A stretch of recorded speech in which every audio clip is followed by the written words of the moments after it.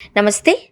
సనాతన ధర్మంలో గోత్రం అనేది వ్యక్తిని అతని మూల వంశంతో అనుసంధానించే ఒక ముఖ్యమైన గుర్తింపు. ఇది ఒక ప్రాచీన పూర్వీకుల నుంచి కొనసాగుతూ వచ్చిన వంశ పరంపరను సూచిస్తుంది. భారతీయ సమాజం ఆదికాలం నుంచే కుటుంబ వ్యవస్థను, సాంప్రదాయాలను, ఆచారాలను క్రమబద్ధంగా పరిరక్షించేందుకు గోత్ర వ్యవస్థను ఒక ప్రామాణిక ఆధారంగా స్వీకరించింది. గో అనే సంస్కృత పదానికి విస్తృతమైన అర్థాలు ఉన్నాయి. అది జ్ఞానం, వేదాలు, భూమి, ఆవు వంటి భావాలను సూచిస్తుంది. ఈ దృష్టిలో గోత్రం అనేది కేవలం రక్త సంబంధానికి మాత్రమే పరిమితం కాకుండా తరతరాలుగా ప్రవహించిన జ్ఞాన వారసత్వాన్ని ప్రతిబింబించే భావనగా భావించవచ్చు. అందువల్ల గోత్రాన్ని ఒక ఆధ్యాత్మిక పరంపరగా కూడా పరిగణిస్తారు.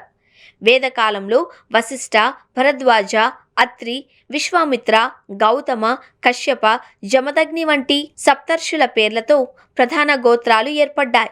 ఈ మహర్షులే అనేక వంశాలకు ఆది గురువులుగా భావించబడ్డారు. ప్రతి గోత్రం ఒక నిర్దిష్ట ఋషి ద్వారా ప్రవహించిన సాంప్రదాయాన్ని సూచిస్తుంది అని వ్యక్తి ఏ ఋషి పరంపరకు చెందినవాడో గోత్రం ద్వారా తెలుసుకోవచ్చు. కాలక్రమేణా సమాజం విస్తరించడంతో పాటు కొత్త వంశాలు ఏర్పడ్డాయి. ప్రముఖ పూర్వీకులు, రాజవంశాధిపతులు, సమాజానికి మార్గనిర్దేశం చేసిన నాయకుల పేర్లతో ఉపగోత్రాలు ఏర్పడడం వల్ల గోత్ర వ్యవస్థ మరింత విస్తృత రూపాన్ని సంతరించుకుంది. ఈ విధంగా గోత్రం మతపరమైన భావనకు మాత్రమే పరిమితం కాకుండా సామాజిక, సాంస్కృతిక వారసత్వానికి ప్రతీకగా మారింది.